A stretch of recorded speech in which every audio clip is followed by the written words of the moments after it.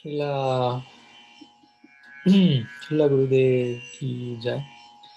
श्रीमन महाप्रभु की जय। श्री हरिनाम संकीर्तन की जय। घोर भक्त वृंद की जय। घोर प्रमाण। हरि हरि बोल। So pranam to all of you.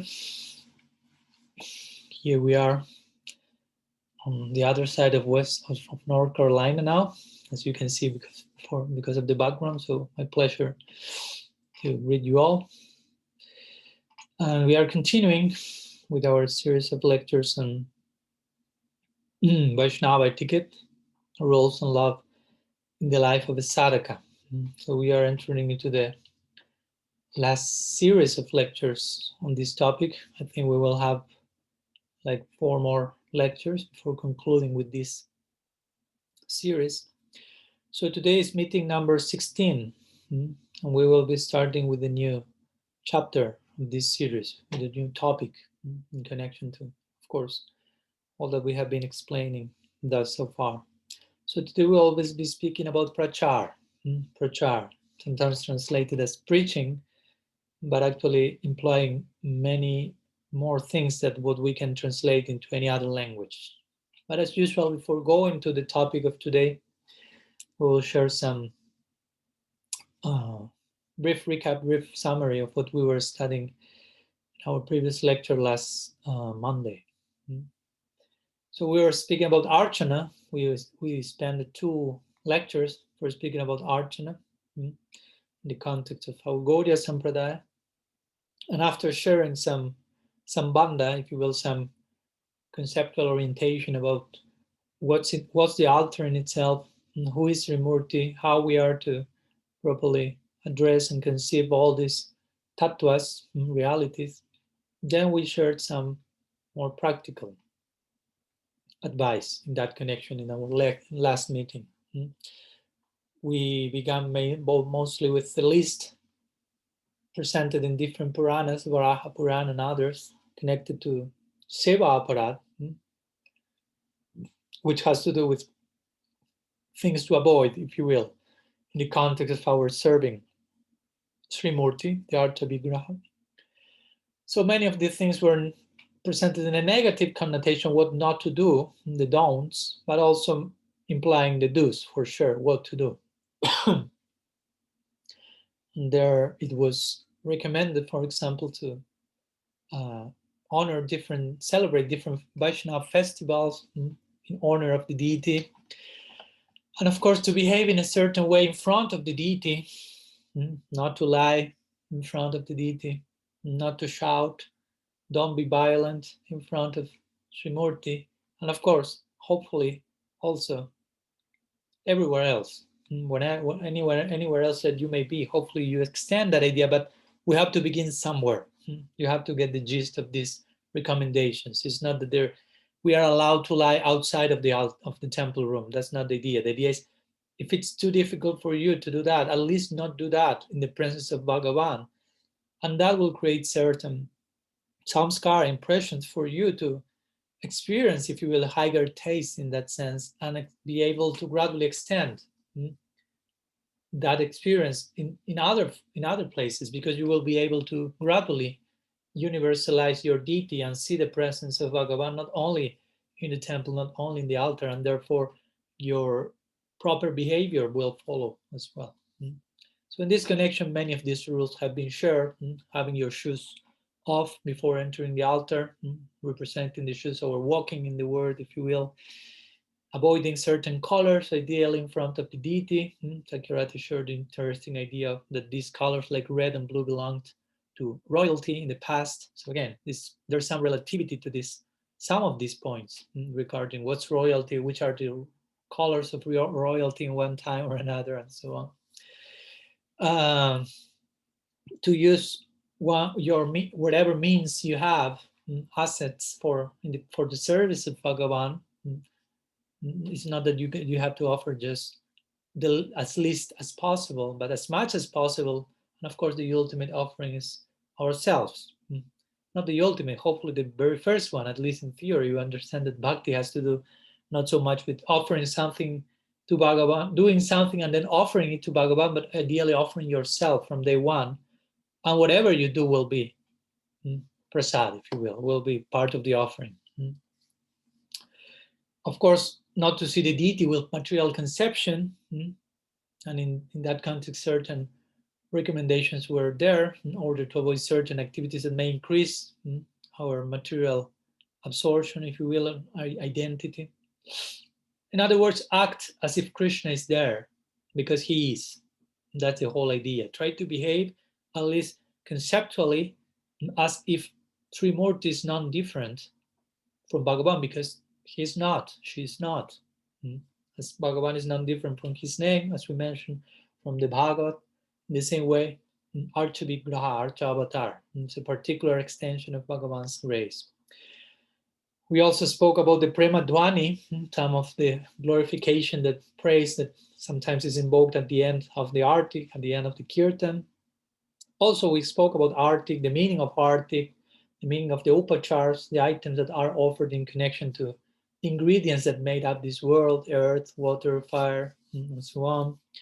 Different levels of purity according to purity in the items being offered in Arti, purity according to following the proper procedure as revealed by Guru Shastra, and purity now in one's own consciousness when conducting those endeavors, engagements.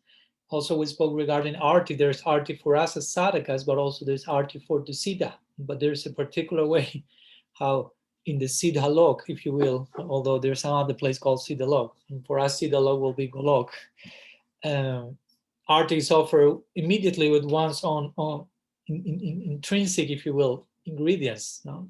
Water will be offered in the form of tears, fire in the form of heart burning, of longing, and so on. So this is the Raga Marg. The goal of Raga Marg shows a particular form of arti, and we as sadhakas are to conduct ourselves in the context of archana in a certain way that they may take us to archana siddhi, to the perfection of archana that we'll find in the converging point of the Raga Marg. And for this, we also shared the closing story that Srila Sridhar Maharaj used to share regarding this student that only replied one question from 6 he was presented, but he got so absorbed in 6 hours in replying that the teacher put him in the best situation, because he absorbed so much in a particular aspect of his offering, if you will, that he neglected the other ones, not of course consciously. So that will happen as we advance in our practice. Externally, it may seem we are neglecting this and that, but it's not because we want to neglect that. As our Guru Maharaj will say, in Bhava, you won't follow all the rules, not because you don't want them to follow, but because you can't, because Bhava is taking the lead and moving you here and there. So as much as this Bhava is being invoked in our lives, worship will take a particular form. Archana will take a particular form. Bhava Seva. So after sharing this brief recap of our last lecture, today we will continue trying to follow this daily schedule as we have been presenting, waking up and bathing and sleeping before that, bathing, Achaman Tilak, Diksha Mantra, Japa, Kirtan, Sankirtan, Archana. And let's continue with Prachar, which may be connected to, of course, giving Harikatha, what sometimes we have in the morning, or morning class, as you may call. So we continue with the daily schedule in the life of a sadhaka, a day in the life of a sadhaka. So I think we will be speaking about Prachar today, and also our next lecture. So as usual, and to begin with, we will share some more orientation-like concepts in regards to what's Prachar, how to conceive properly the idea, the term, the very term Prachar. And I think in our next lecture, we will share more in detail some more practical advice in that connection. All this in the context of, again, Vaisnava etiquette, which has to do with proper approach, but also proper regard. So for having proper regard, we need to receive proper sambandha. And that will take us to proper behavior in our relationship with that particular person, item, practice, and so on. So to begin with, I think it's important to conceive, what do we mean by prachar again? Sometimes the term is translated as preaching, while actually it means much more than what we can understand, at least by such a term, such a word. And sometimes preaching is taken it only exclusively in terms of proselytization, proselytizing and evangelization, if you will, converting people, adding new members, whatever, different ideas. So we will try to show how Pracara, of course, may include that in the healthiest, in its healthiest expression, because there may be distorted expressions of this idea, and much more as well.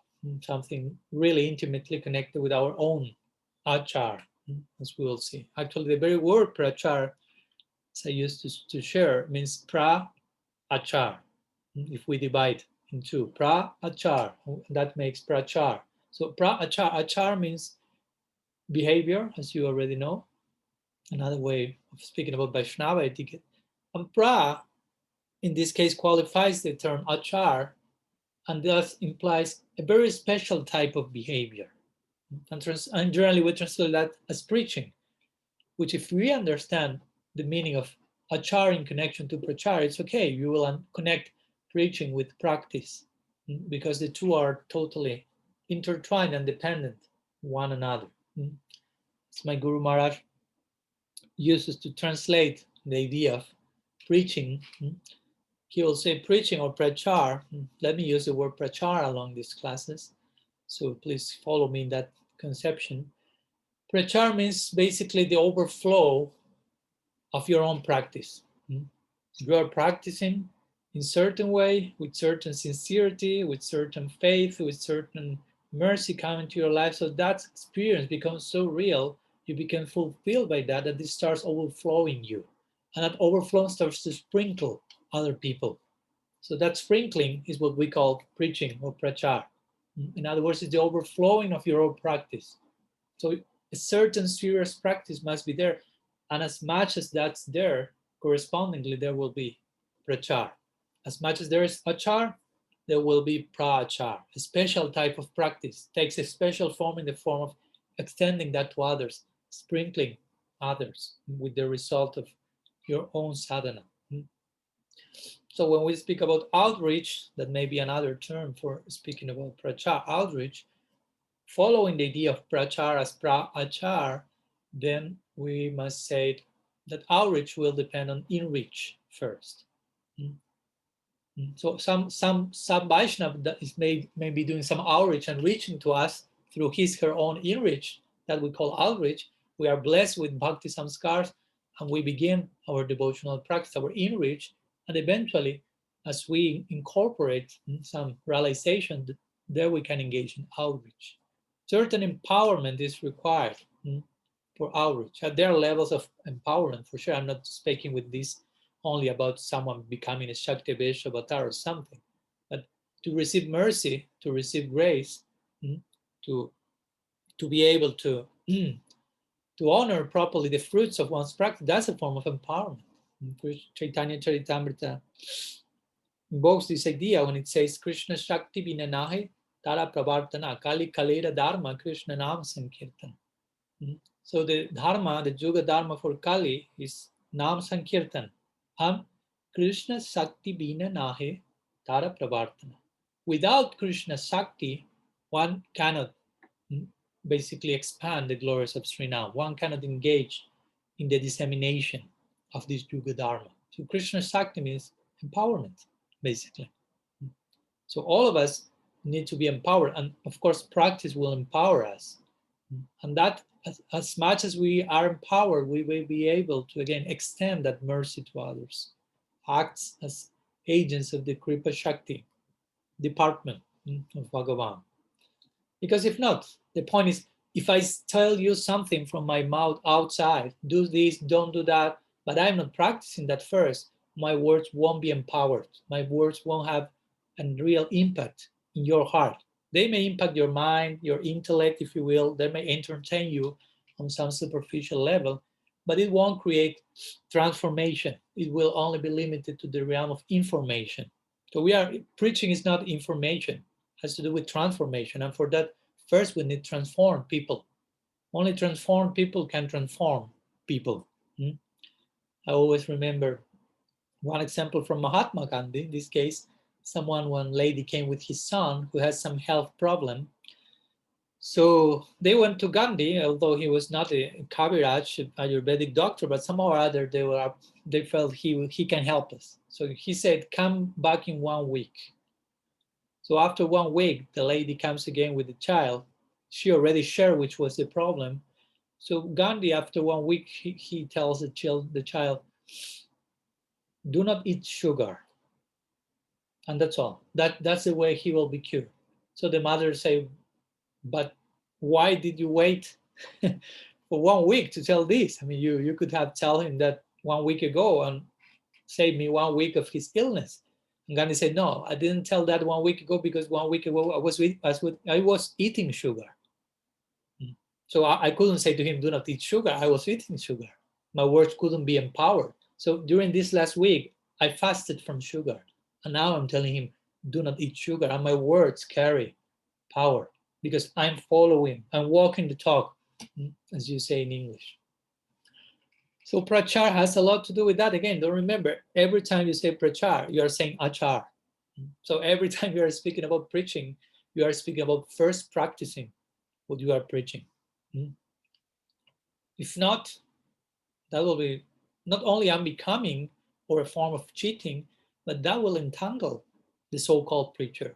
Prabhupada Bhaktisiddhanta Saraswati Thakur, he will say that to preach without practicing what one is, that thing that one is preaching about, that's an aspect of karma. That's not bhakti, that's not even gyan, that's karma. And that karma also means in this case, you are moving in the realm of action and reaction. So if you preach, if you are not practicing what you preach, instead of liberating you, freeing you nor your audience, that's entangling you on the audience probably. So that's an important point. No? Externally, it may seem harikata, if you will. Externally, you may be speaking about the topmost, highest theological, refined conception. But if in practice you are walking right in the opposite direction, that's no more than karma. Prabhupada Bhaktisiddhanta also said very nicely, the best Bhajananandi is the best Gosyanandi, is the Bhajananandi who preaches. These two terms have been mainly coined by Thakur Bhaktivinoda. Bhajanananda means he who finds joy, ananda, in bhajan, and Gosyanandi is he who finds joy basically in preaching. So Gosyanandi will be a preacher, and Bhajananandi will be a Bhajananandi, basically. Someone who is not preaching by absorbed in Nirjan Bhajan. So he will say the best Gosyanandi or the best preacher is the Bhajananandi who preaches. No? Is the one absorbed in practice who preaches. That's another way to put that. So again, this goes right in line with the idea of prachar. Prachar is not just in the name of preaching, I stop practicing. Because as much as I stop practicing, I cannot preach because I have to speak about what I'm practicing. So we find so many examples in our tradition, in many other traditions. I always remember also one quote from one Christian saint. He will say, you should always preach the gospel, and whenever it's necessary, you use words. You open your mouth, you say something. Whenever it's necessary, but always preach the gospel, which means your constant preaching is your practice, your example, whatever is transpiring through you to the people, the energy even. You may not even saying anything, but you are preaching because you are practicing seriously. So that means, and sometimes when that's necessary, you will have to open your mouth and say something. But if not, you continue preaching in the form of practice. In one point, you can make the two of them as synonymous in this sense. And especially, of course, in our Gaudiya tradition, we have the famous example of Mahaprabhu himself.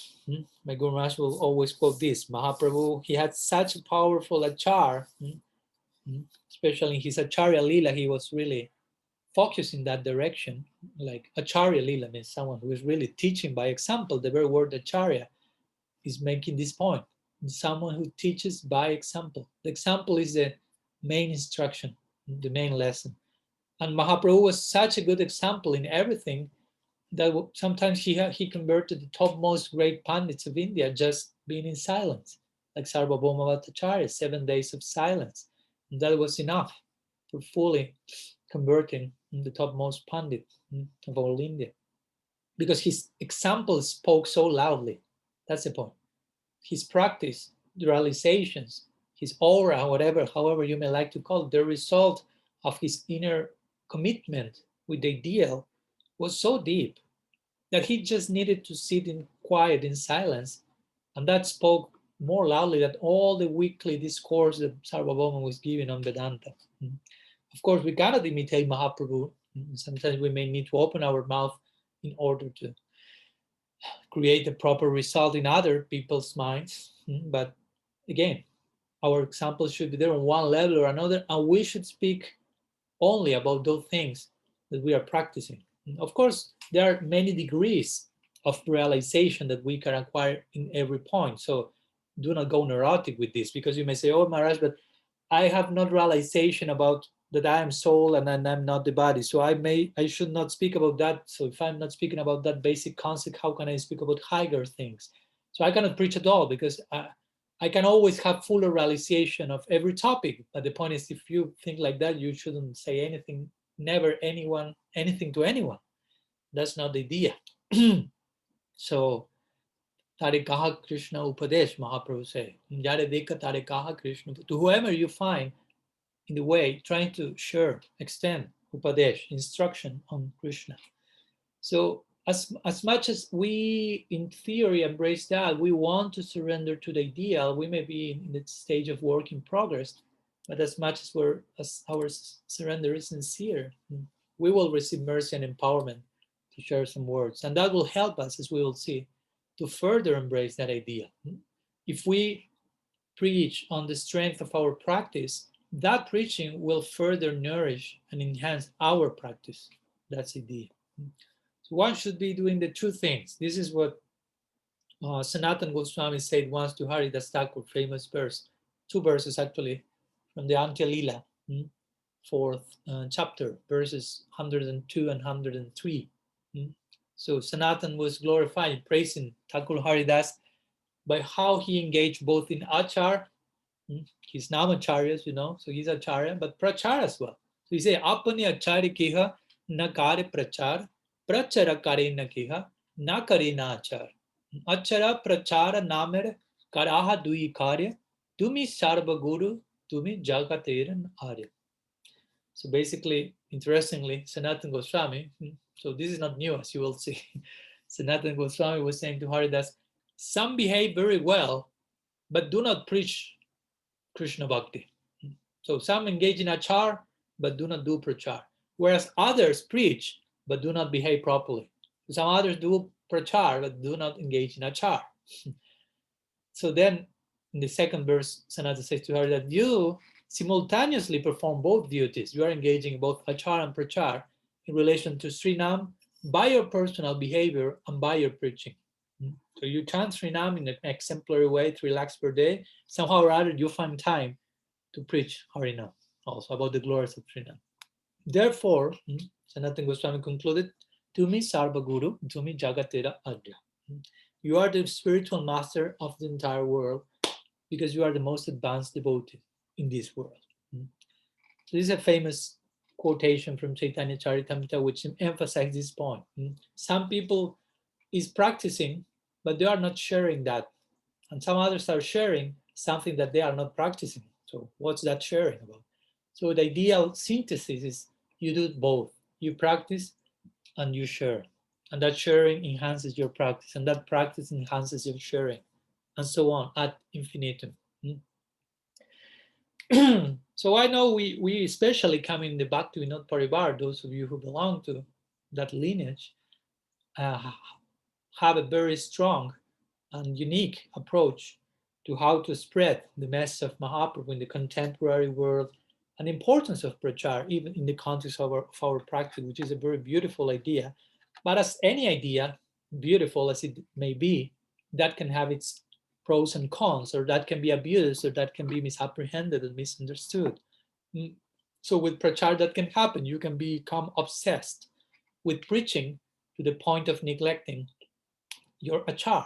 And in the name of expanding on the outside, you forget about expanding on the inside, and it may create some contradictory example, and that's one of the most unbecoming things that make people feel even rejection towards spirituality, that they read a very beautiful message or hear that, but when they look at those who are supposedly following that, they are not aligned with the idea, with the conception. So it's very important.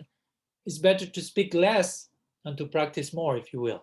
You can speak too much, and your conduct won't be on the same level. Better your discourse is lower, if you will, but your example is right aligned with that. So that will create a less contradictory impact on the audience. The idea when sharing the message not to create contradictions, but to solve contradictions. There may be some other contradictions, higher ones, that will be necessary for our progress, of course. So sometimes I say this, now many books have been distributed already. Of course, I'm not against distributing more books. I'm just coming from some traveling where I distribute hundreds of them. But my point is, try to get the gist of my idea. Many books have been distributed. Now we have to behave in such a way that people may want to read them. Because you can distribute the book. Another thing is that people really find the courage to open them. But if they find that the people who gave me the book has such a powerful impact, and part of that result is by what's there in the book, the people will be willing to read them. So on one side, we could say that many books have been distributed. Try to behave in such a way that people want to read them. And we can extend that idea. Many temples have been opened. Now we have to behave in such a way that people may like to visit those temples. And many devotees have been made. Now we have to behave in such a way that those devotees may desire to remain as devotees. You follow?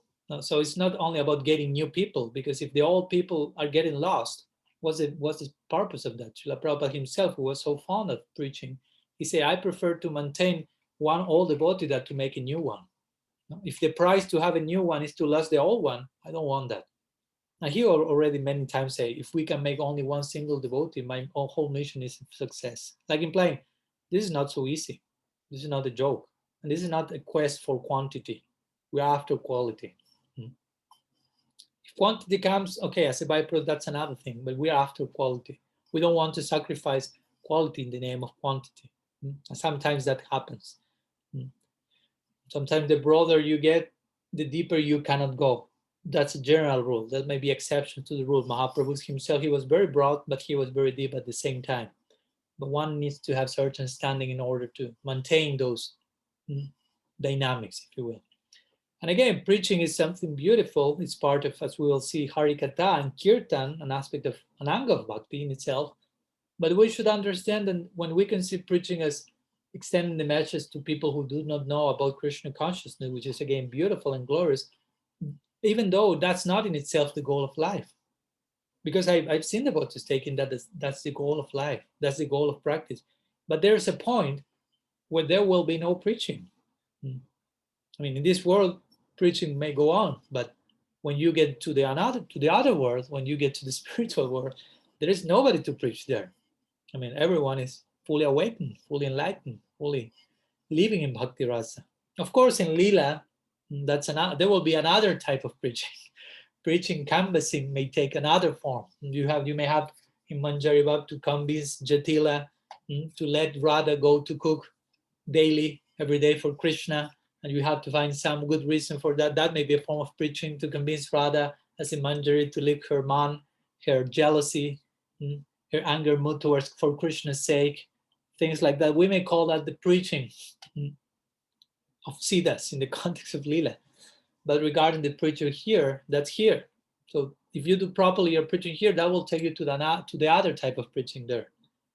But we should understand the reach of each one of them. For example, once one devotee told to Srila Prabhupada that he wanted to open a temple in Radhakunda. As you know, Radhakunda is the highest place of bhajan, as Srila Rupa Goswami pointed very clearly in his Upadeshamrita. So, in brief words, he said, I want to open a temple there. So Prabhupada asked, why do you want to open a temple in Radhakunda? So the devotee was like surprised by Prabhupada's question, because at that time the idea was, I open a temple for preaching. So he replied in that way, I will open a temple in Radhakunda for preaching. And Prabhupada said, no, Radha Kunda is not a place for ordinary things like preaching, he said. So of course, Prabhupada was not saying that preaching is ordinary, it's an ordinary thing in itself. He was so fond of that. But the point is, the thing that's going on there at Radha Kunda is so extraordinary that the preaching that we are doing in other parts is ordinary in comparison, something like that. Radha Kunda is a place for perfected devotees, for great souls to reside there. It's not for open a place for canvassing. So that was his main point, trying to make clear that there are levels of all this. And again, our preaching should be, we should engage in preaching in such a way that it may nourish our practice. As once my Guru Maharaj said that same thing. Now, if you preach nicely about Krishna, nicely, there will be a point that we are saying so many things about Krishna in such an intimate, confidential way that Krishna himself will shut your mouth and throw you into the lila, and you won't be able to preach anymore. Because some higher seva will be waiting for you there. But as we are, of course, that's not excuse to rush into that direction. For sure, most of us may need to engage our faculties in the context of Sankirtan somehow or other. So some ideas about preaching Pracara. Preaching, again, does not mean necessarily only, at least, to expand administrative units. Sometimes may be thought, expansion. And what's expansion? It's administrative units. Strictly speaking, let's say preaching could be termed, Pracara could be described as helping others to qualify themselves to properly glorify Bhagavan. First, again, instead of promoting external expansion, we should be promoting internal expansion. Inreach, outreach will follow, external expansion will follow accordingly in a becoming way.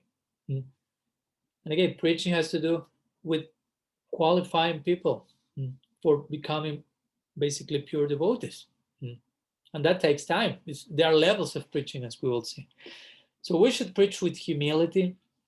We should preach with compassion, genuine compassion, not just attached to a result, what to speak of with ego, thinking myself a great preacher, a great devotee maker, whatever.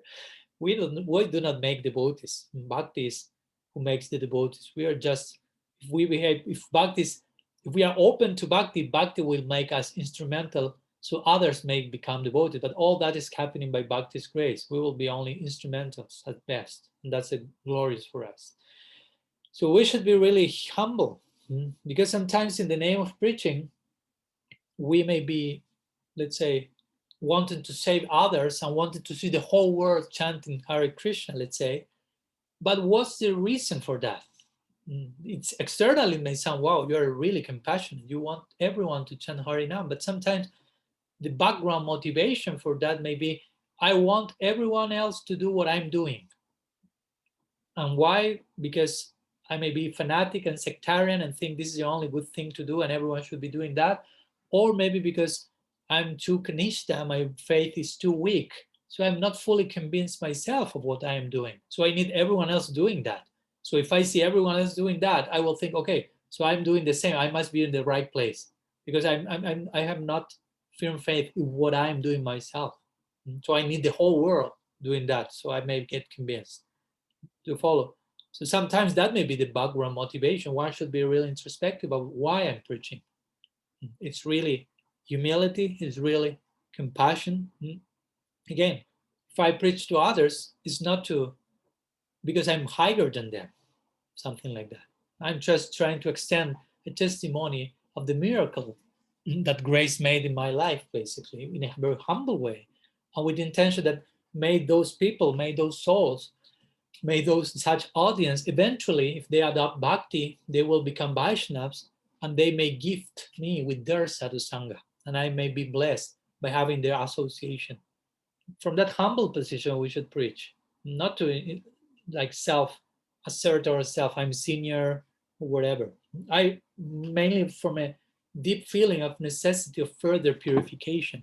I mean, if I preach is for my own purification, and again, own purification doesn't mean a selfish act. I try to purify myself in order to render better service. So all that is in the context of seva, of pleasing the object of our affection, not as something only for us. So our preaching, our prachar should be conducted from that humble position. I need to purify myself further, further. And I'm engaging in this Shravan Kirtan and trying to extend the grace, trying to be grateful what has come to me and extend that to others. And again, receive further bhakti samskar so I may become a better sevaka myself. That's the whole idea of prachar. It's not I will sit in a big vyasas and I will be the center of the world and everyone will say, hear me and saying kijaya at the end and feel myself better than others. That's not prachar at all. That's durachar or sudurachar. Very bad behavior. So prachar is is Shravan and Kirtan if you want to take that. Because what's prachar? We say preaching. Prachar means to speak about Krishna, to speak Harikatha, to share Harikatha.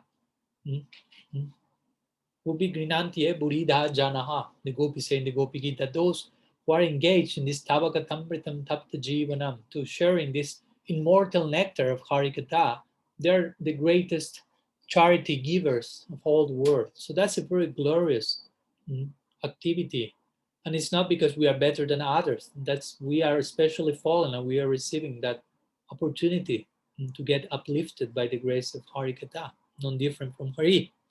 So to preach, to engage in prachar means to engage in Shravan and Kirtan. I am speaking about something to others, but I'm hearing even what I am saying and committing myself further to the ideal. And even realizing, if I humble enough, as we will see, that it's not me the one who is doing the preaching, it's Sri Guru or the sadhus, parampara, Hari. Sometimes I'm giving some Harikatha and some very interesting ideas will come. And I myself will be like surprised. Wow, this the thing that I have just said was so interesting. But immediately I realized it was not me. It's not my own. I cannot own. I cannot.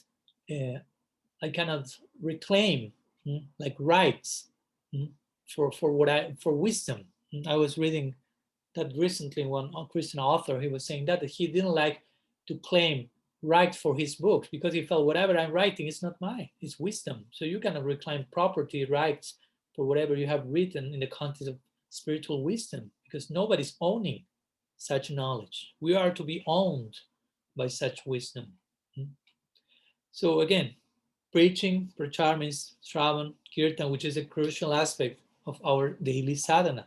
So we shouldn't see that as separate practice.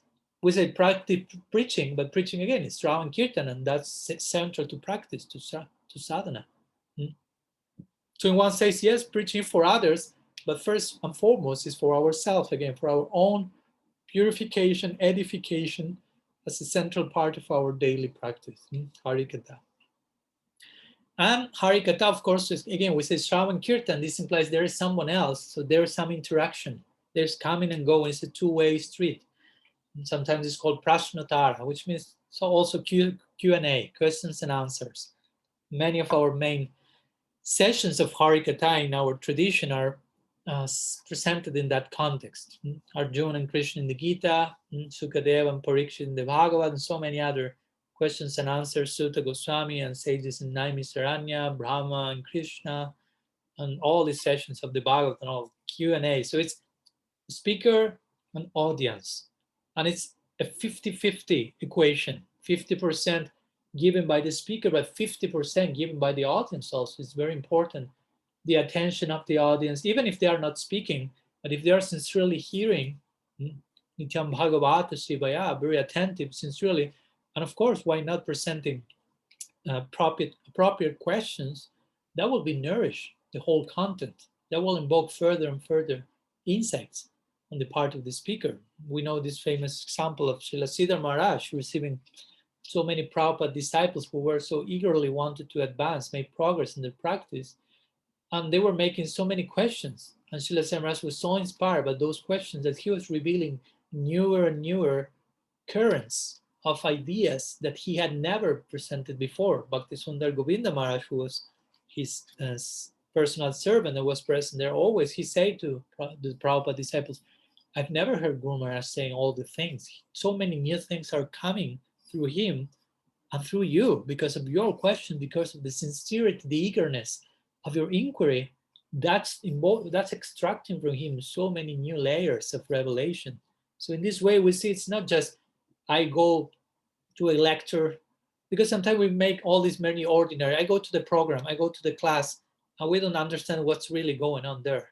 I'm going to hear Harikatha, which is a very transrational exercise, implies lots of channeling, if you will, and revelation. And I'm part of that. It's not only I will sit and let the speaker give everything, and I will only receive all that nectar and I go back home. No, it's an interaction. There is commitment, responsibility on both sides. That will really create proper prachar. Mm-hmm. Because of course, if the audience is not willing to hear, there should be no prachar at all to begin with. We find so many cautions about that. Do not speak this, Krishna, at the end of the Gita, this level of message to that and that person. Do not give Srinam to those devoid of faith. So the point is, if the audience is not prepared, you shouldn't give that. Of course, you should give something else on another level, maybe, that's a fact. But there are considerations that show how the audience also affects the deliverance of the message. So the preacher should really understand deeply that preaching is a service. I'm doing seva. I'm increasing my servant disposition. And he or she should preach in that spirit, in the spirit of service. I'm preaching to give pleasure to Sri Guru. I'm giving to give pleasure to the Vaishnavas, to Hari, Sri Krishna. And sometimes we find devotees who deny, they are not willing to preach, to share Harikatha.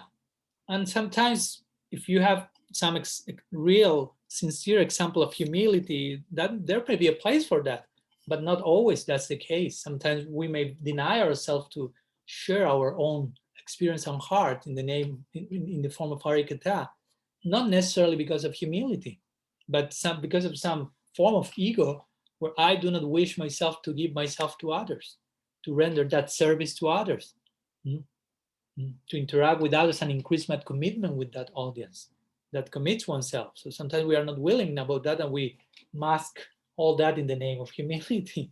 And of course, the opposite can happen. Other ones, in the name of service, may engage in prachar, but actually not with humility and proper attitude, and they are trying to serve themselves in the name of preaching. So of course, these two varieties are undesirable, unbecoming, so we should avoid them. But sometimes, again, preaching may be like affected negatively by pratishtha, for example. Sometimes the hidden motivation may be pratishtha.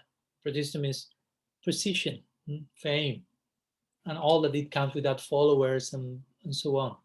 And sometimes the speaker may want pratishtha, and sometimes the audience may also agree with that.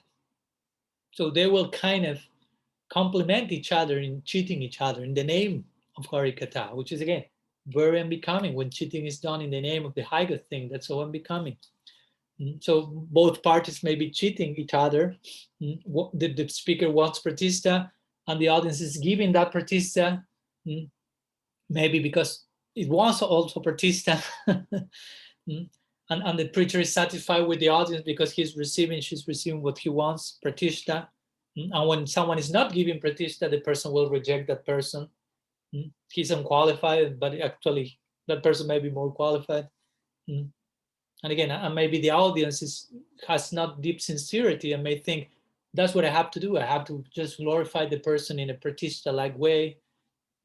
So again, if you are glorifying the pratishtha of someone else, probably it's because you internally want that pratishtha as well. So you are glorifying that thing that you would like to have. All the things can happen in the market, if you will, of preaching. For example, someone may be glorifying a preacher because that preacher has lots of followers and fame, and you may be accepting that preacher as important only because of that, unfortunately, because he has lots of following. Oh, he went to that place with 1,000 followers. So what? That's not speaking about his her bhakti adhikar. So we may not have a deep understanding of this as just being carried by external formalities. Of course, Dhamma may be a great preacher and have thousands of followers, but that's not a warranty of inner insight. So, of course, if we engage in that external way, of course, that's showing our own level of searching and inquiry. and eagerness that we may have in our search. So the point is, one should be really sincere, and we should deal with this preaching and the outcome of that, followers and people, in a way that we may not affect our budget negatively. So that requires lots of introspection, because again, in the name of something, we may be really doing the opposite. Bhakti Rasamrita Sindhu mentions this: you should not read too many books, you should not open too many temples, you should not have too many disciples. So again, as we know the famous story, Prabhupada Bhaktisiddhanta was quoting this, and one disciple told him, but Guru Maharaj, you are doing all that. You have many temples, many disciples, you read many books, you write many books, and you say, what's many and not many? Many is a question of natural personal capacity. So for someone, many is, as we said the other day, to have one disciple is too much. For someone to be a disciple is too much. So what to speak, having many disciples. But for others, having many disciples is not too much, and that person can still be a disciple, feel himself, herself a disciple, or having thousands of disciples. Actually, that's the only way you can have thousands of disciples. Only if the accepting of them is increasing your own discipleship, discipleness. That's no other way. I mean, you cannot increase your guru abhimana. I'm a great guru, but I'm more and more disciples. As the more disciples I have, the more gurus I'm receiving, and the more I can serve them. But again, all this is a matter of personal capacity. So we should be very honest about that. We should not, as I mentioned, speak about things that are way above our head.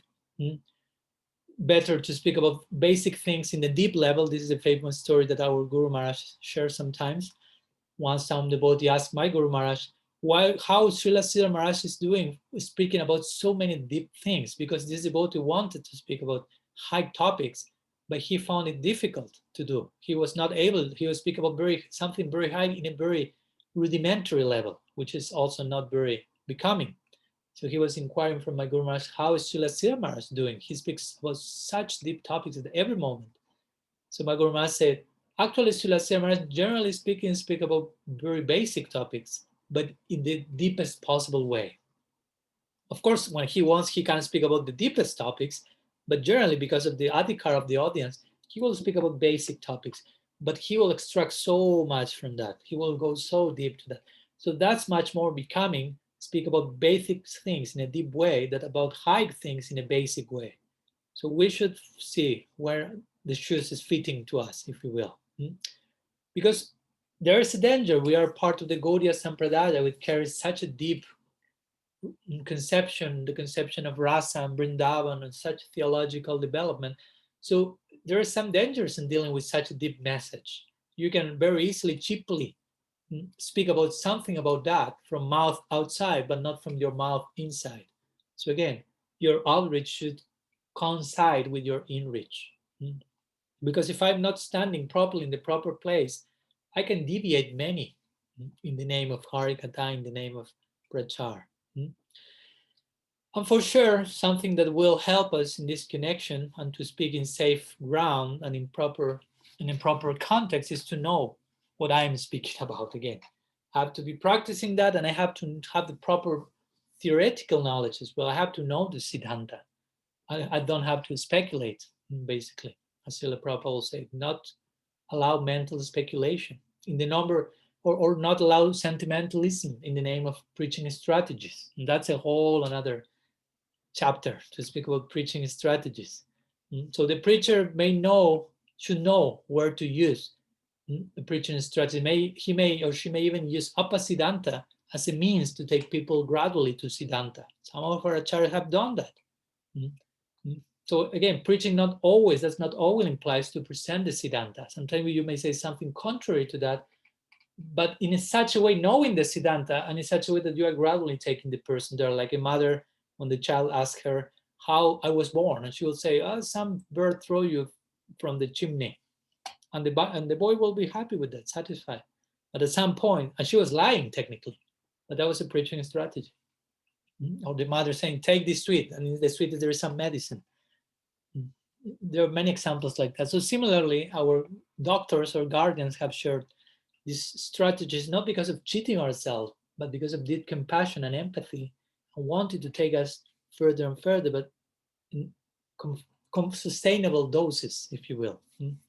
But we should know how to do that. It's not so easy. In the name of that, we can deviate, we can speculate, we can become overtly sentimental, fanatical, and absolutize a preaching strategy that has a shelf life, and understand the relativity of it and how much it is applied now and other times and so on.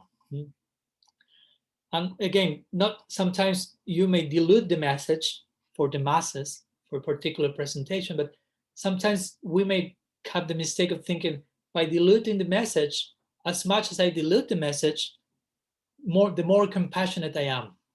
But that's not necessarily the fact. Sometimes the opposite may be there.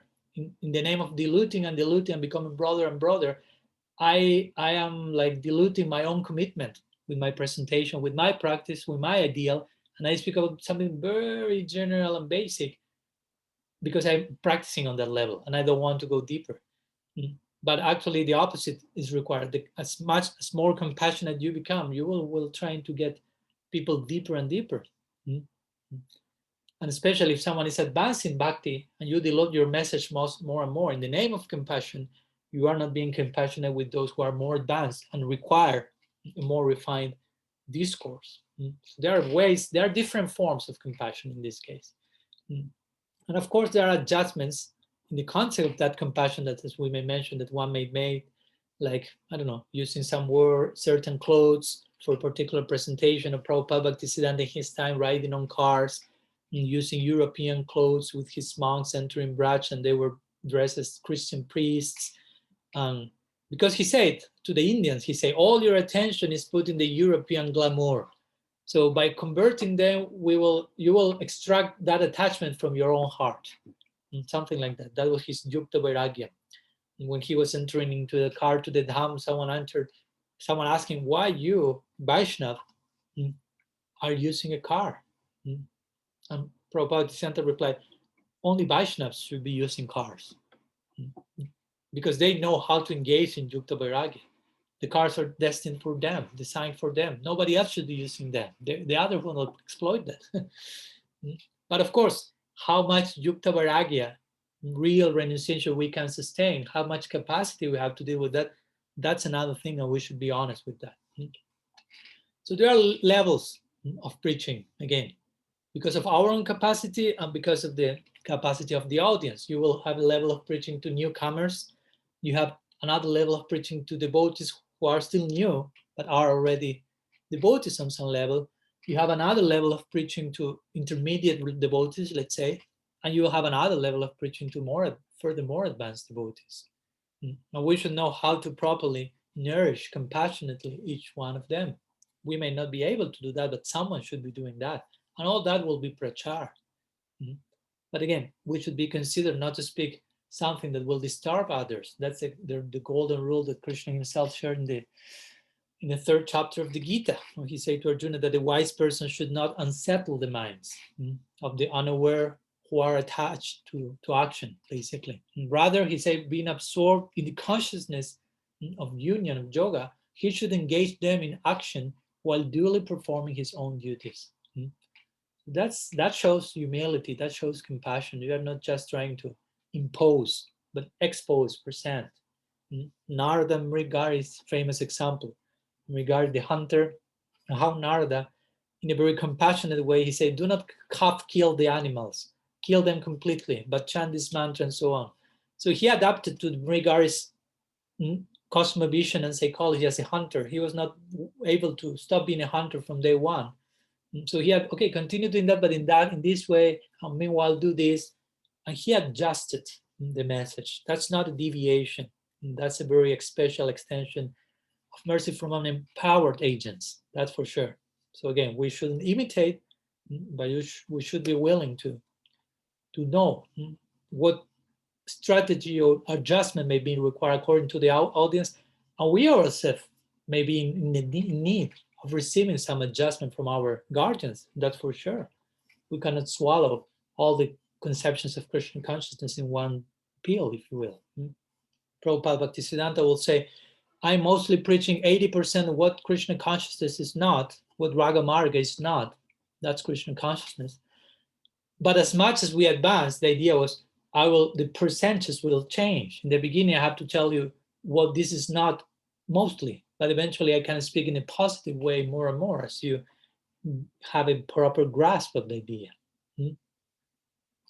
So in order to do prachar, we should be willing to go through these considerations. Also, as it is mentioned in the commentary of Vishwanath to the famous Gita verse, Bhagavad verse about the Guru, Tasman Gurum Prapadita, the Guru should not only be expert in the works of his own, her own lineage, but also in other books, Vishwanath say. Now, to remain contemporary, if you will. We are dealing with different currents of thought in a particular time in the world. So you are speaking to that world, if you will. So you should be aware on some level or another about that. Not only the Guru for sure, but whoever is doing prachar should, on some level or another, it's important to remain contemporary, especially if you are dealing with the outer world, if you will. And of course, that said, again, in the name of Prachar, we are not here to convert the whole world and make that every single jiva in the planet will become a Gaudiya Vaishnava. That won't happen, just to begin with. Uttam Bhakti, in one sense, cannot become popular because not everyone will buy a jewel. Krishna says in the Gita, Manushanam Sahasra Sukha Chidjatati Shidaya. The Bhagavatam says the same thing. What's the verse?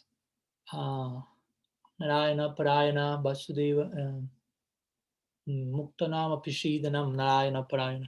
Between many people, someone will become liberated. Between many of them, one become a devotee. Between many of them, one will become a real devotee, and so on.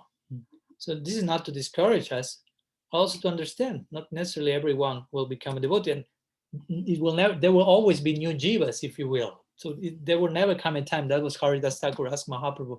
There will never come a time that everyone became a devotee, so everyone went to Golok Vrindavan, the whole creation becomes empty. It does not happen. There are unlimited universes and unlimited jivas. We should preach, we should be compassionate in a proper way, but not to the idea of everyone has to really enter in that particular direction. Because again, not everyone has the money to buy a jewel.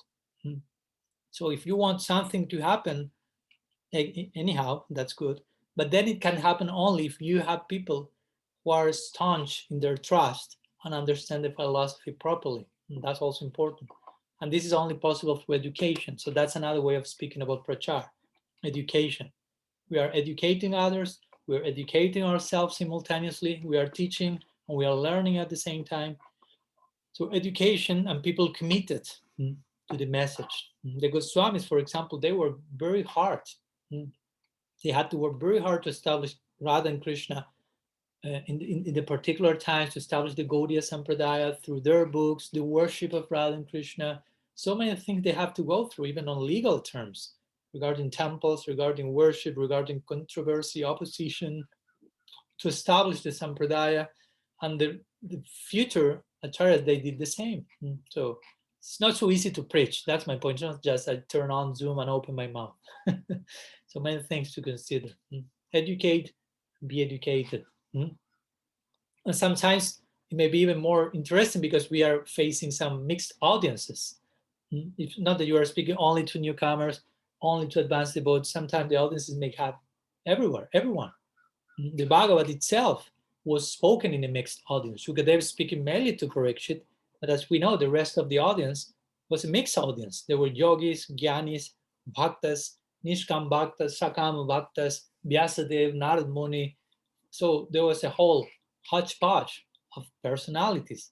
And he was expert enough to address each of them in the different sections of the Bhagavad. And this was pointed by different commentators in certain section where it seems that Sukadev is speaking about Advaita Vedanta. He's pointing to that section and expertly connected them. So again, this is not so easy. We need the proper education for that. And something else just before finishing, give me some few minutes and we go to the Q&A. Important thing that I think you know, but needless to say, I will tell it. In the context of preaching, in the context of prachar, there should be no need to attack people, as some others do, to attack other people's faith, to call names, to abuse others. Sometimes that may be used, and sometimes that may help some purpose in certain time. Personally, I don't think that's the best thing. And if you convince many people by that, those people who have been convinced by such a strategy, I don't think their faith will be very deep. They are being convinced by the wrong method, if you will. Of course, one may take the Purva Paksha, the antithesis, the opponent's view and philosophies, but not necessarily you have to criticize them in strong language. I mean, there should be no feeling of enmity or hatred. It's not proper, because sometimes, again, in the name of preaching, actually we are expressing our non-resolved hatred, fundamentalism, and we channel that to the Mayavadis and the Karmis and the demons, blah, blah, blah. And all those elements may be still lingering in our own consciousness yet on some level or another. So we need to address those issues as beginning with ourselves. I'm still Mayavadi, I'm still atheist, I'm still fruitive worker, I'm still Asuric in some sense. So I have to address that in myself. And if I speak about others, that should be done in a gentle way, philosophical way, serious way. Again, preaching is not a joke. It's not a hobby. It's a deep commitment with yourself and with your audience. On so many levels. Again, it's not only giving Harikatha, but it's accompanying the process of the other person. For example, once Srila Siddhar Maharaj said, whoever preaches has to accept the problems of neophytes until the last moment of his life. Try to imagine that. That's not a joke. Someone may see that externally, oh, I would like to preach because they think I will have a big seat and people will say Ki Jai to me, but they do not get the real implications of preaching, which is lifelong commitment, especially with situation dealing with neophytes. You have to deal it to the last moment of your life. What to speak of being a guru and accepting such a level of responsibility. That's really hard, difficult. I don't know what's that about on one level, but the point is, we know there's commitment there. And again, not only deep commitment with others, but deep commitment with your ideal, because there's no separate life from the message you are sharing. That's ideal. That's a preacher. So let me finish with one situation that I had to go through personally, and I received some very nice advice from my Guru Maharaj, and from that we will go to questions and answers. But in this connection, regarding to not have a separate life, regarding Pracara, again, pra and Praachar, some to walk your talk, to live your life in a certain way, and your discourse will be that. I remember once, some years back, almost 10 years back, I was doing in Argentina, in Spanish, one seminar of Srimad Bhagavatam. It was like 25 classes or something along 6 months. So there was some flyers shared in social media, and there was some fee for that, some contribution asked for whoever wanted to participate, financial contribution. Of course, those who didn't have the money for that, the Lakshmi for that, they were invited to participate anyhow. But the point is, there was that, and one sannyasi wrote to me and said, you are charging money for speaking the Bhagavat. That's an offense to the Bhagavat, because it is said in the scripture that you should not charge for speaking the Bhagavat. So I asked my Guru Maharaj at that time, I received this message, I'm doing this seminar. Of course, the money that is coming from this is not for me. I'm not taking a single penny from that. Is given to the temple, to the ashram. So am I committing offense to the Bhagavat? Should I not charge anything? And he told me, no.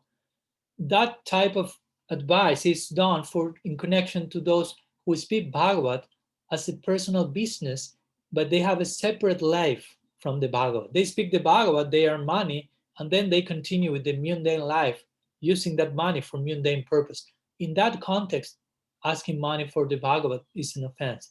But if you are trying to make your life non-separate from the Bhagavat, then, I mean, it's not only not an offense, but for sure it will help and purify those who are giving some money and who may be trying to connect with the Bhagavat on some level.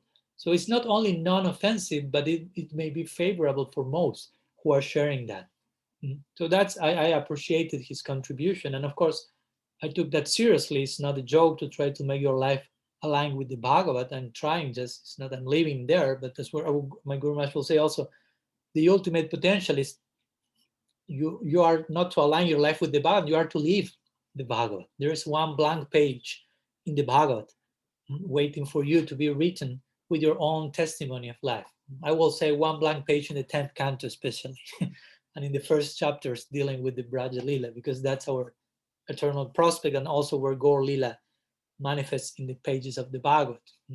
So, again, as we already mentioned, reciting Shastra is for our own purification and in the service of Shastra, in the service of the audience, never for commercial purposes. This is also the famous story with Gaur Kishore Das Babaji. He was invited to hear Bhagavad Katha. Sometimes this is a lot done in India, Bhagavad Saptaha, speaking Bhagavad for a week. And the speaker is really nice, sings so nicely and knows lots of verses and whatnot, and has a beautiful voice and is charismatic and poetic, but may continue with a life that goes right against the Bhagavad. So that person seemed to be the case here, and Gaur Kishore was there. And after this course, someone asked him, "So incredible kata, right?" And he said, "Kata? Actually, you should clean all this room with cow dung. It's contaminated. So you have to clean." "How can you say you have to clean? The Bhagavad has been recited. That's the top most purifying agent." He said, "You heard Bhagavad Gita? I only heard rupee, rupee, rupee. Money, money, money." In other words, I know that the background of that recitation is fruitive intention. So there is no Bhagavad manifest there. So again, all this has to do with the idea of, in the name of preaching, I should be practicing. There's no separate idea between prachar and achar. Our achar is included in our prachar. So some ideas I want to share with you. Sorry for some brief extension. And during our next class on Monday, we will share in more, if you will, practical tips in connection to the performance of this seva of prachar. So let's share. If anyone has any questions, something you might like to share, let me unmute. Give the option to unmute. That's there. So I don't know if any of you have something to ask about.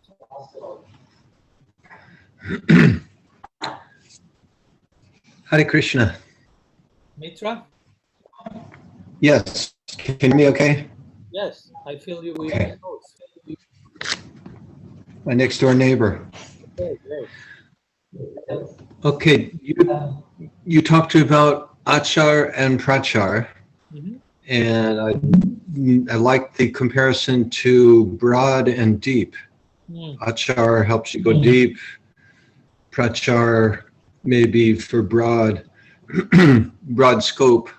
And I was just thinking how some people, well, they do neither.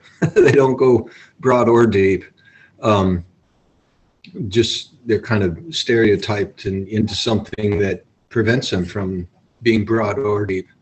And I was just thinking, is it possible to be both broad and deep? You kind of made it like as if it's one or the other. And I would think that if it is possible, that would be the target to aim for. Yeah. Well, actually, I didn't say it was one or the other. Actually, I gave even the example of Mahaprabhu himself, who was broad and deep at the same time. And I make it clear that everyone, I'm muting you again because my voice is sounding in your microphone. And I made it clear that the ideal is that we may be broad and deep at the same time, but of course, not everyone will be ready for that. And also, I made it clear that actually the term prachar, that is not necessarily limited to broad dissemination, because of course, achar has to do with practice, and we may say something deep, hopefully. Sometimes, as you mentioned, one can practice not in a very deep way, but that's still some form of prachar, even though it may lack certain depth. But my point is that also prachar can be really deep. I mean, it's not necessarily that prachar has to do with broad dissemination. Someone may be, as I mentioned, there are levels of preaching. You can preach to a newcomer or to a newcomer audience in a broad way, but you can be preaching to a very advanced devotee, which requires certain type of harikata. For me, again, the idea is sometimes in our DNA, this idea of preaching has to do with preaching to newcomers, and it's okay, but the original term prachar is not only limited to get new people in, but nourish the ones who are there also. So there may be a very advanced devotee who is receiving a prachar on, I don't know, very esoteric sections of scripture, and that's still prachar on a very deep level, and it cannot be too broad because not everyone will be ready for that prachar, but that's the type of prachar. So for me, and when I mentioned the example of Srila Siddhar Maharaj, I think that was a good one regarding breadth and depth. What my Guru Maharaj will say, that he was usually speaking about very basic things. So there you have the breadth, but in the deepest possible level. So there you have the depth. So that should happen. I mean, it's not that I'm very advanced, so I only will speak about Radha Krishna Astakaliya Lila. That doesn't necessarily speak about your advancement. I mean, you can really speak about matter and consciousness, but in a really deep way. So that's speaking about who you are. And Srila Prabhupada himself, I mean, he was really broad. And of course, he made many adjustments in his generosity and embraced so many in his fold. But also he has his depth, a very deep side to himself. And those who have the eyes to see and the ears to hear, they will find how he had that at the same time. And of course, that deep side allowed also the wide distribution. It was not that he was just like, some people may want to make him a marketing genius or someone who had a very great capacity for canvassing because of certain psychology strategy. No, he had lots of insight and purity. He was pure prem bhakta. So the depth was there, even though the audience may not be ready for all that level of depth that he was. So he adjusted that, but the depth was still there. So in time, as his followers or whoever grow in their own depth, I will say they will start to discover all those layers of depth that are present in that broad campaign that he was about or anyone else is about. So yes, ideally we should not sacrifice one in the name of other. But again, sometimes it happens. So if that happens, we should be careful of, okay, we want to expand, we want to be broad, that's great. But let's not make that to the point of that we really sacrifice our inner integrity. I've seen examples of that, and eventually that may become even some form of Opa Sampradaya sometimes, because the message gets so broad that it stops being some specific line of thought. It embraces everything and everyone, and in the name of being broad, you are nowhere, basically. And you start to preach that, dress as a Gaudiya Vaishnava, let's say, but your discourse is now pointing to a particular direction. So that's kind of apasampradayik, and that can happen. So some caution in that regard, but of course the ideal is, yes, we may be able to deal with depth and breadth at the same time. And that's a very sweet combination, if you will. Like if you have lots of knowledge and you are very humble, that combination is really powerful. If you have lots of knowledge only, but you are a really proud person, that's not so nice. So, but you have both, that's really powerful combination. And similarly, breadth and depth. So some ideas, I hope that helped, Mitra. Let's keep pushing in that direction for sure. So here I see that Indra has one question. Yes, Hare Krishna. Cool, thank you. Hare Krishna, please accept my obeisances. Hare Krishna, all devotees. I was thinking that, it was really eye-opening when you said that, like the preaching is not the goal of life, so that was just personally for me like an eye-opener. And oftentimes it's also like you deflect maybe your own advancement by just looking at everybody else, all the other fallen souls. But anyways, I wanted to ask a question, and I'm sorry, maybe it's not relevant to everyone, but I was having this question about Archana. So just a story back, I was in the Bhaktivedanta Manor, I lived there, and on the attic of the ladies ashram there was like a statue of Balaram, like this quite medium size, but unlimited. So I felt this spontaneous attraction, and I was asking, oh, can I take him? And they said, oh yeah, sure, no problem. Somebody just forgot him here or something. So he's basically a Murti, and he wasn't like officially installed, but for me, like we have him here in our music room, and for me, he's present. But I was really taken aback when you said, oh, you shouldn't eat in front of the Didi. So I was just wondering, so is it okay to kind of like practice with a Murti, or am I making apparat, although I'm thinking I'm making advancement? Because there is a difference between Murti and Didi, right? I don't know. Mm-hmm. Yeah.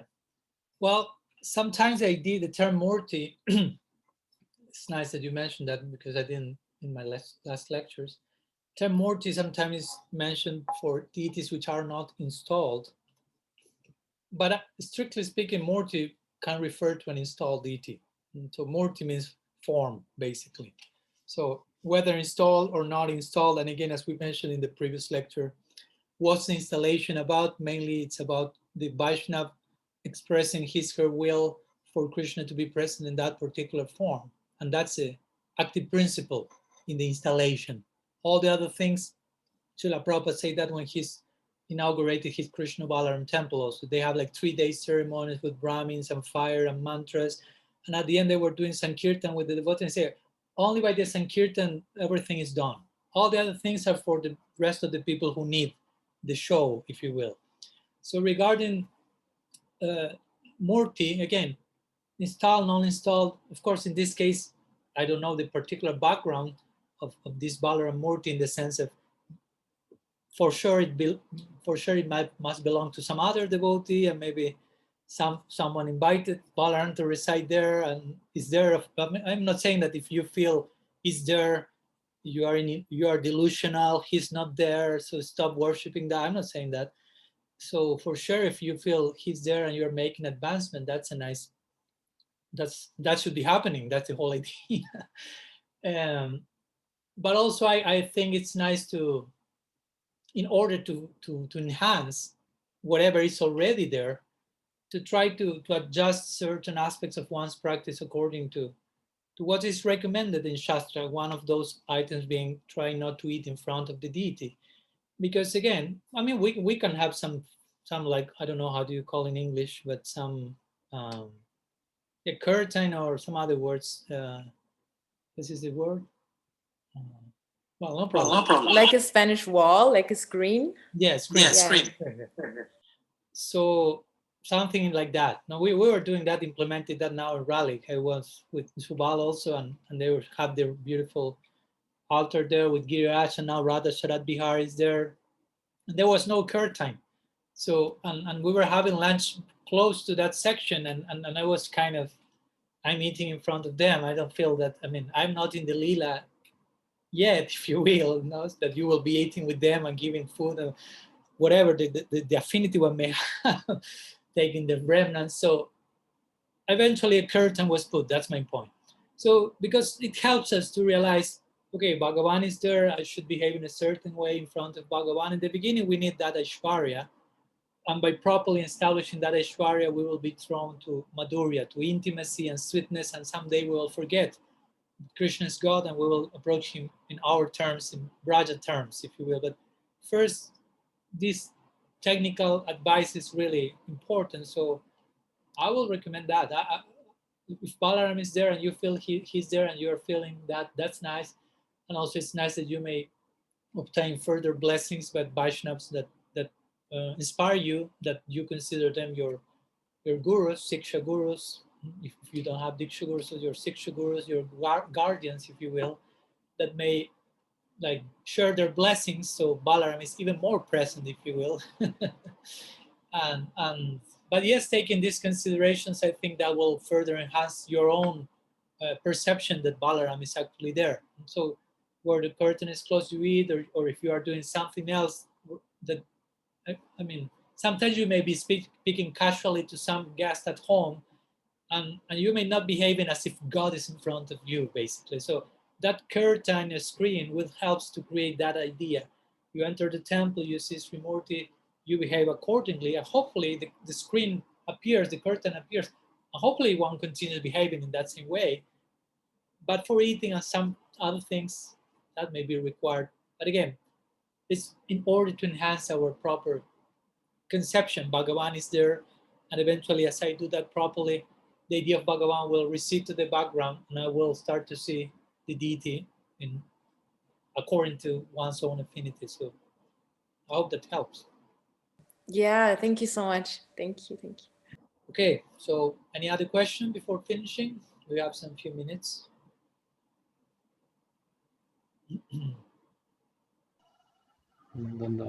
Can I ask? Yeah, I ask you to speak as louder as you can because here it's raining quite heavily, so I have some extra volume on my back. Maybe you even hear that, so I don't know. So I'll try to, yeah, tell me. It's good now, this way. Can you hear me properly? If you can a little louder, I won't be offended. Or okay. closer to the microphone. So I want to ask if we have broad audience like Shukadev have, for example, should we focus like on the less advanced or on the most advanced? Yeah, that's a good point. Well, I follow my Guru Maharaj in that regard, that I consider a very interesting stance he takes. And whenever he faces a mixed audience, which is quite often, especially in the pre-COVID era, or especially now that you have like Zoom meetings, that sometimes you don't even have a clue who is the audience, basically. I mean, in Zoom, I may have some idea of who you are because I see your names, but I'm streaming parallel on Facebook, and there I don't have a clue about who is there connected. So it may be my mother, it may be a sannyasi from who knows where, it may be a newcomer that just saw some weird guy speaking, so I don't have a clue. So, of course, and as I will speak about that in the next class, we will have this Mangala Charan in the beginning, trying to pray for mercy and empowerment to be instrumental. And we pray that Krishna will make the arrangement to inspire everyone according to their situation. And I will try to speak inspired by that. So my Guru Maharaj in that connection will say, okay, I have a mixed audience here today. So some of the things I will speak will be too low for some and too high for others. So please bear with me. That's his main point in the beginning. No? And I'm sure he also says, even if you have 20 years of practice, you may still learn about some basic things, hearing about some basic things. You may, if you are open enough and you're sincere enough, you will be always able to extract even from the most basic things. And if you are a newcomer and you hear something that is way above your head, sometimes you may even get inspired by that, even though you don't have a clue what's going on. That's interesting. I remember once I gave one lecture to an introductory audience. This was not a mixed audience. It was yoga studio. So I was speaking, I don't remember the topic, but it was introductory. But as introductory as it was, it still reached some heights, if you will. So at the end of the lecture, I asked the Vaishnavi who invited me, who was the yoga teacher of that group, to how it was about. It was which was the repercussion of the audience. Did they say any feedback? And they said, and she said it very nicely. Said, Maharaj, their face was like this. Their expression of their face told the following to me. She said, I don't understand anything, but please do not stop. So that was how the audience was referred. In other words, they were hearing something new way above their head. They were not really able to grasp, but at the same time, there was something and then saying, continue, continue, don't stop. So that also can happen, even if some topics may be way above their head. If you are speaking from a sincere position, that will create some charm in the audience. So they will want to hear more and more. And eventually they may understand, of course. So yes, in front of mixed audience, of course, I will personally adapt the discourse mostly to the introductory audience, unless I have already some planned topic that I have to speak about, and I cannot just really change that topic too much. But I will try to make everyone I'm speaking to you, I'm speaking to you now, I'm speaking. And as my Guru Maharaj always says, even if you heard the whole lecture and you only found one single thing that reached your heart, and the other things were too introductory or too high, whatever, but that single thing that reached your heart, that make the lecture worth. I mean, it was enough. Okay, I got that point. Now I have to commit with that single point I received, and I have to introduce in myself and put it in practice and unfold the implications of that single point, which for sure must be unlimited. So the point is that it's not that I need to go to a class and I need to understand everything. And that's a good lesson for newcomers and for elder devotees also, especially. You may hear some new things that will like overwhelm or bewilder you. You may not understand. And it's nice because you will realize, oh, I don't understand everything. Everything is not to be understood, if you will. And probably many of the things that I think I understood, I did not understood basically. Because the nature of the message is you can never fully understand it. It can always be understanding in a fuller way, deeper way. There's no end to that. So I think to have a mixed audience in that sense is a real blessing. And as we know, in the Sukadev Goswami was speaking, and his guru was there, Vyasa was there, his father and guru, his gurus, Narada was there, and they were the most advanced Vaishnavas of the world. But they knew, oh, Hari Bhagavad Gita is being spoken by a sincere soul. Something will come from that. Something new will come from that. Some new insight will come from that. We will be blessed in some way. They were not thinking, oh no, he's my disciple. I don't have anything to learn from him. Oh, he's the disciple of my disciple. I have much less to learn from him. Nothing like that. So we see how our own gurus are behaving.